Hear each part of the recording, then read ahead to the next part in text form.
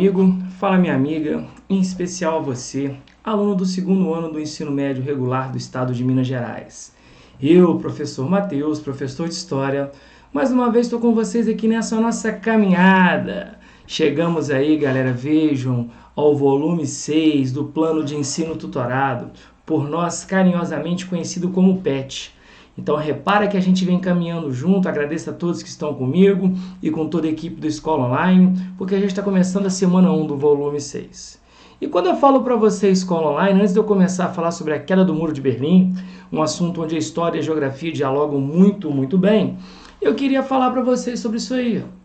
Notem que é o seguinte, galera, esse projeto no qual eu faço parte, muitos de vocês conhecem, mas para quem não conhece, vem comigo, galera. O projeto Escola Online é um projeto onde eu e vários professores estamos disponibilizando para você, meu querido, para você, minha querida, uma série de conteúdo em várias mídias sociais, tanto no Facebook quanto no Twitter. Claro, quem tem nos acompanhado pelo Instagram, que realmente tem crescido muito por causa de vocês, a gente tem colocado lá o cronograma dos PETs, o dia e o horário que serão disponibilizadas as aulas, nós temos quiz, informações sobre vestibulares, e agora a gente vem aí com uma plataforma, notícia boa para vocês, beleza? Onde você vai encontrar também vários materiais teóricos para você ter acesso a um estudo de qualidade. E óbvio, aqui no YouTube, aqui no nosso canal.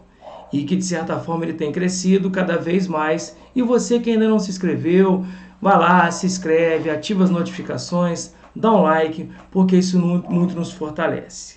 Beleza, meu povo? Então a gente vai começar agora a trabalhar. Só que antes da gente começar a trabalhar com a queda do Muro de Berlim, o que a gente conhece sempre? O que está na hora? Você sabe melhor do que eu?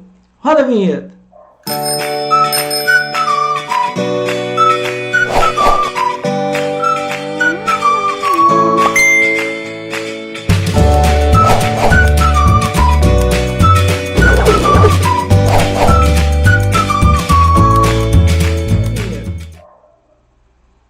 Bacana, né?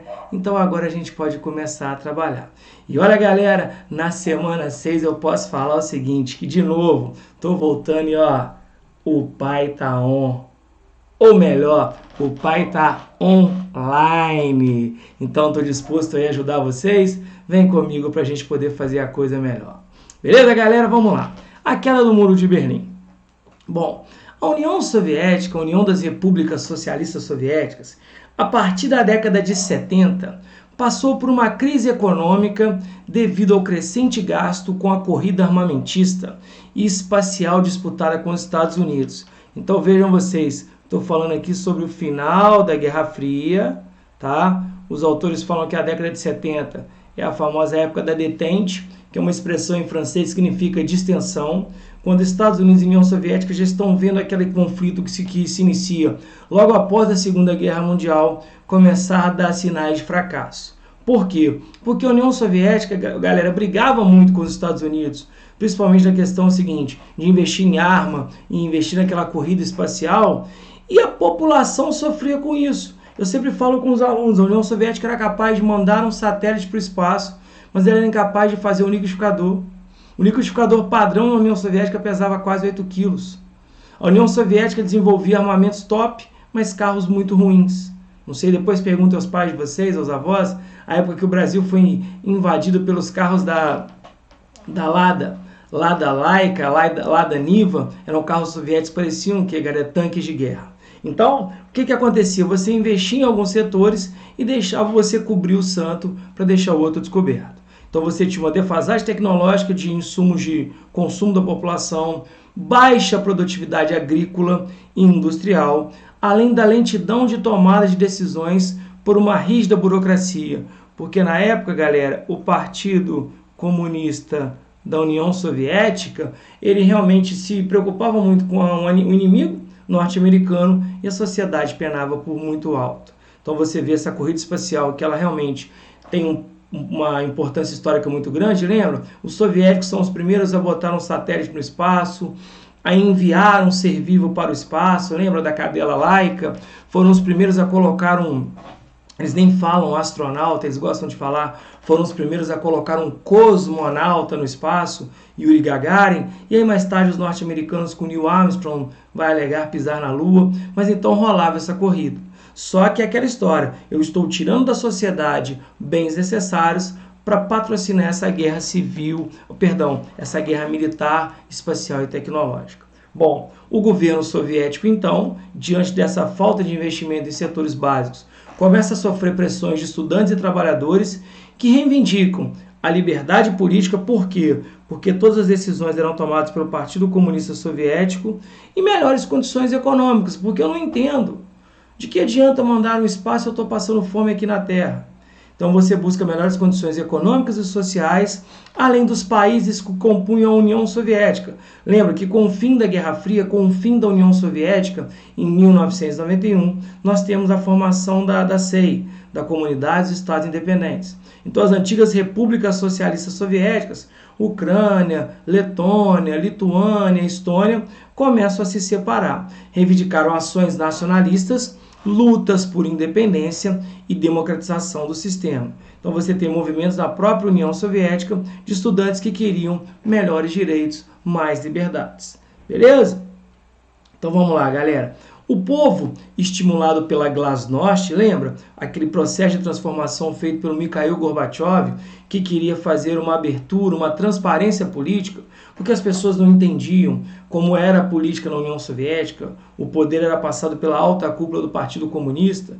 Então, essa galera, estimulada por essa abertura, essa transparência política, foram às ruas com o lema: o povo somos nós, exigindo a derrubada do Muro de Berlim, sendo que a mobilização popular contribuiu para o Estado diminuir o controle sobre a sociedade. Então aquele modelo autoritário começa a ser questionado não só com a Glasnost, mas muita gente vai lembrar também com o processo de abertura econômica, também feito no governo de Mikhail Gorbachev, onde dentro de uma transparência política faço eu também um projeto de abertura econômica. Beleza? Então você tem aqui o símbolo da Glasnost, que acaba virando um exemplo, né, de mudança. Em 1989, tivemos a queda do Muro de Berlim, tá, galera? Então, o muro que separava a cidade, o muro que é feito em 1961, então toma cuidado, porque tem muita gente que acha que começa a Guerra Fria com o Muro de Berlim, não. A Alemanha é dividida em 4 territórios em 45, em 49 eles dividem a Alemanha em 2 partes, a Alemanha Ocidental, que ficou sob a tutela, sob o controle dos Estados Unidos, e a Alemanha Oriental, que ficou sob a responsabilidade soviética. Então o muro ele só é construído na década de 60, tá? Então quando o muro cai, ele está dentro de um processo de reunificação da Alemanha. E em 91, o fim da União Soviética, que são marcos, porque as pessoas falam: poxa, professor, quando acaba a Guerra Fria? Alguns vão alegar que é a queda do Muro de Berlim, outros vão falar que é a unificação das Alemanhas e principalmente com o fim da União Soviética. Então, vocês têm marcos aí do término da ordem mundial bipolarizada, ou seja, entre capitalismo e socialismo, e o fim da Guerra Fria, que acaba contribuindo para uma nova ordem mundial, né, uma ordem multipolar. Hoje até falam de uma possível nova Guerra Fria entre China e Estados Unidos, tá? E que de certa forma vai acelerar a globalização e a concentração de capitais. Beleza? Você tem um jovem que participa da derrubada do Muro de Berlim, que é um símbolo dessa Guerra Fria. Show? Então isso aqui é um assunto que você vê na história e também vê na geografia. Vamos lá, galera? Então olha só, o que ocorreu com a União Soviética a partir da década de 70? Bom, a gente está percebendo que a década de 70 ela marca o início do fim da Guerra Fria, porque a sociedade civil soviética entende o seguinte: olha, a coisa está realmente sustentável. Por quê? Porque a partir do momento que eu realmente me preocupo apenas em manter essa disputa com os Estados Unidos, uma disputa militar e espacial, eu tiro da população bens necessários, como a gente já falou, para investir em uma guerra que eu não faço parte. Isso vai começar a gerar um questionamento do modelo. A sociedade civil soviética começa a perguntar: vale a pena manter esse socialismo? Onde eu estou socializando perdas para o Estado poder investir em algo que para mim não é justo? De que adianta eu ter um satélite no espaço, repito, se eu não tenho um prato de comida na minha mesa? Então, na década de 70 eu começo a ver o que, galera? O final da Guerra Fria sendo mais acentuado para a União Soviética, que começa a não aguentar manter essa corrente. Olha só, o que eu coloquei? Olha lá. Então, na década de 70, a União Soviética passa por uma grave crise econômica, em função do quê? De todo o dinheiro que eu tenho resolver bancar aquela disputa militar e espacial com os Estados Unidos. Então isso faz com que os setores da União Soviética, setores básicos, ficassem sem investimento. Então, por exemplo, a agricultura ela realmente fica muito rudimentar, porque a minha prioridade não é o investimento agrícola, e sim a disputa com os Estados Unidos. A indústria sofre um processo de retrocesso, principalmente o que, galera? Indústria de bens de consumo, duráveis e não duráveis, alimento, vestuário. Então, tudo isso somado ao que a gente chama da burocratização, tudo era muito difícil, porque a alta cúpula do Partido Comunista Soviético realmente tinha dificuldade de entender as necessidades da população. Então, tudo isso, galera, vai fazer com que a população civil da União Soviética questionasse: vale mesmo a pena mantermos esse modelo? Tá? Então, galera, só para você realmente entender, isso aqui é para você botar na cabeça e olha, durante a Guerra Fria, a União Soviética ela vai sentir mais os efeitos desse conflito. Show? Então vamos lá, galera. De acordo com o texto, quais eram as reivindicações dos estudantes e dos trabalhadores do governo soviético? Os estudantes reclamavam muito, por exemplo, a década de 60 você tem muitos movimentos culturais. A Revolução de 68, né? A Primavera de Praga, o Brasil vivendo a implementação do regime militar e a sociedade civil questionando. Então, por exemplo, os estudantes pediam muito a liberdade política, liberdade de expressão, de falar aquilo que eu acho, de mostrar que eu não concordo com o governo. E os trabalhadores queriam, na verdade, recuperar as perdas econômicas. Então, o texto ele é muito claro quando ele fala o seguinte, olha lá. De acordo com o texto, os estudantes e trabalhadores reivindicam a liberdade política e melhores condições econômicas e sociais. Por quê? Estou trabalhando, estou me privando de bens para que o governo ele invista numa guerra na qual eu não tenho tanto o quê? Participação. Então eles queriam maior participação política, como o Gorbachev ele promete quando ele faz a Glasnost, que é um processo de transparência, as pessoas tivessem acesso às eleições, entendessem igual, por exemplo, um processo democrático que vence aquele que tem o maior número de votos, e junto com ele também, galera, o projeto de uma abertura econômica, que é a perestroika.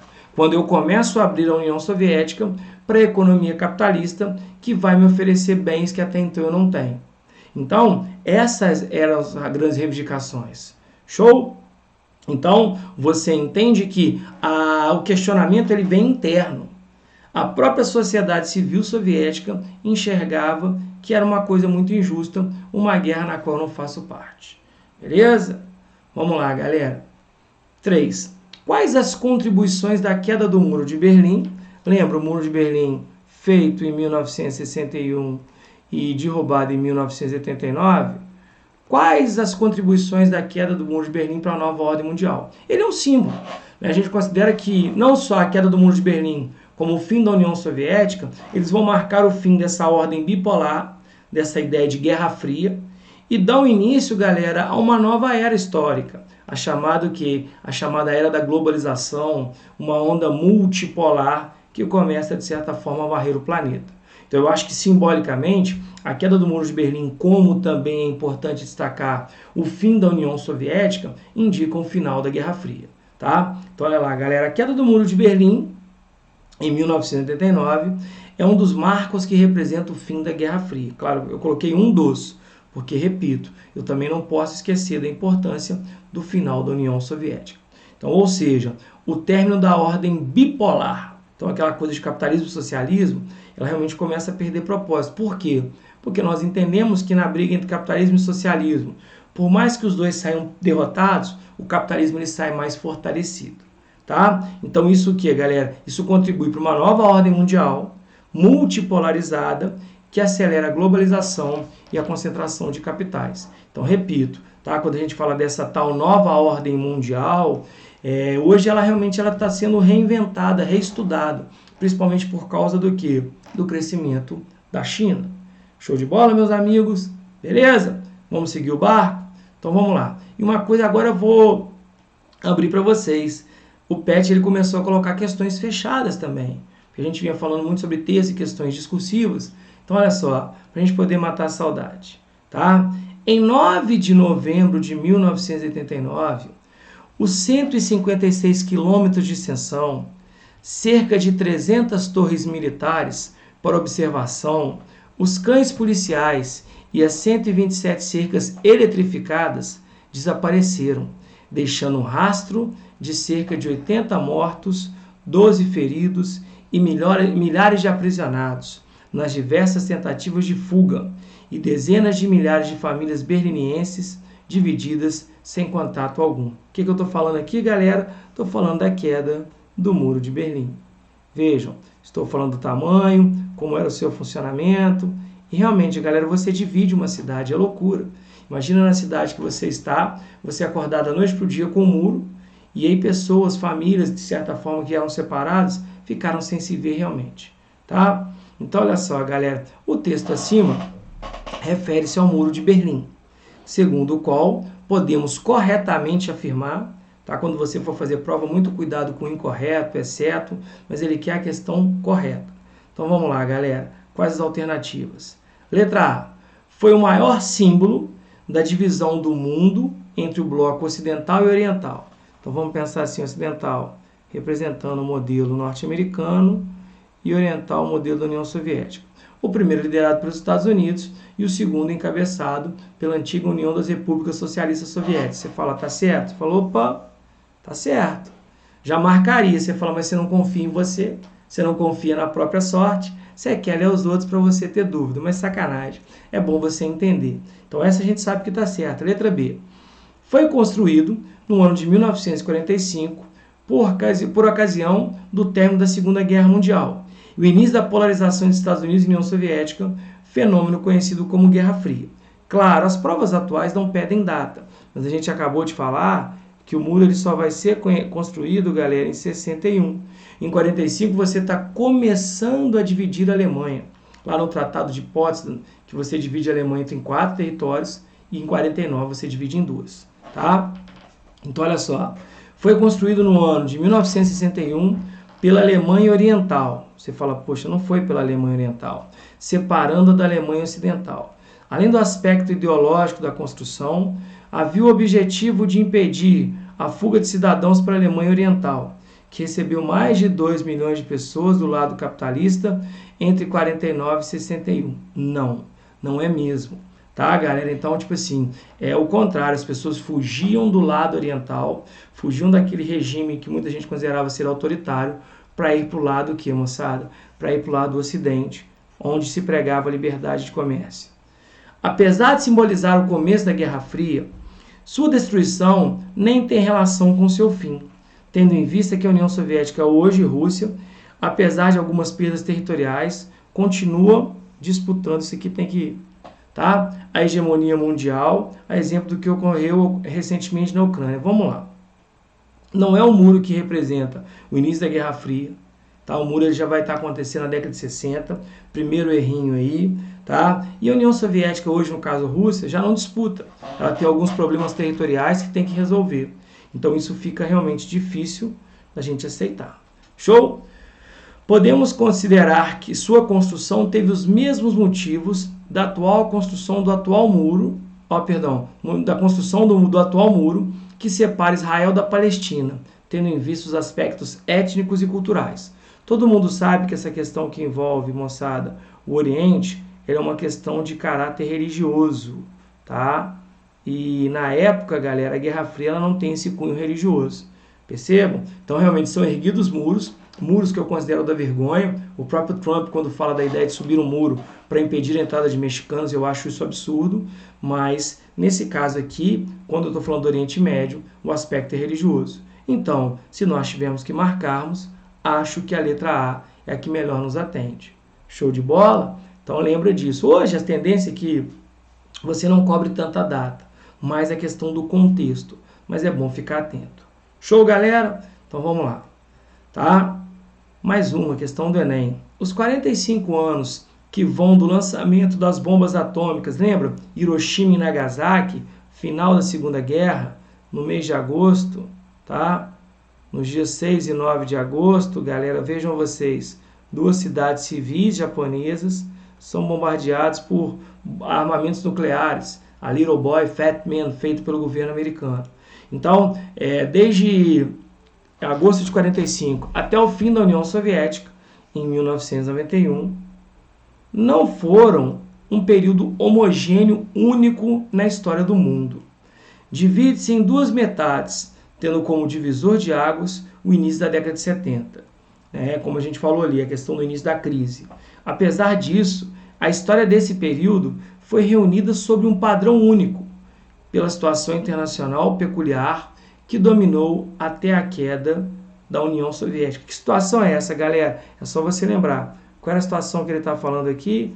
A situação de um mundo bipolar, né? Então, nesse período, eu estou vivendo a famosa ordem bipolar, envolvendo as duas grandes potências, aonde todo mundo sabe, Estados Unidos versus União Soviética.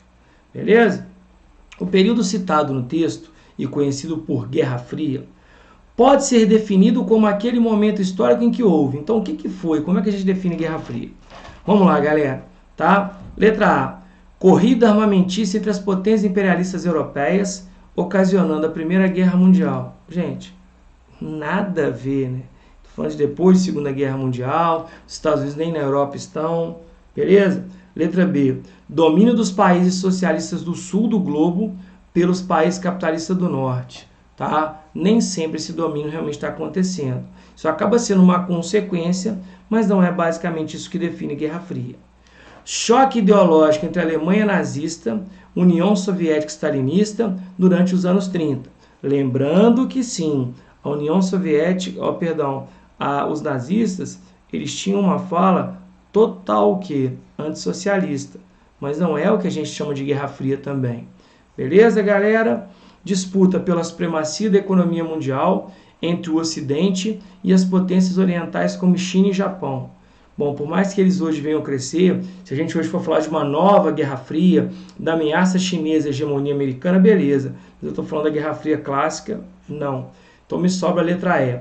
Constante confronto entre das duas superpotências que emergiram da Segunda Guerra Mundial. Então, basicamente, eu estou me referindo aos Estados Unidos e União Soviética, e a questão que melhor me atende, você fala, opa, então isso aqui define para mim bem Guerra Fria. Então, se eu tiver que marcar, letra E de eu tenho certeza que eu não erro. Beleza, galera? Então, mais uma vez, é um prazer muito grande estar falando com vocês. Meu muito obrigado. Fiquem com Deus. E logo, logo, a gente está aí na semana 2 do módulo 6. Beleza, galera? Não se esqueçam todos vocês de, se puderem, vá lá, dá uma moral no canal, porque isso nos ajuda demais. Tá bom? Até a próxima. Tchau, tchau.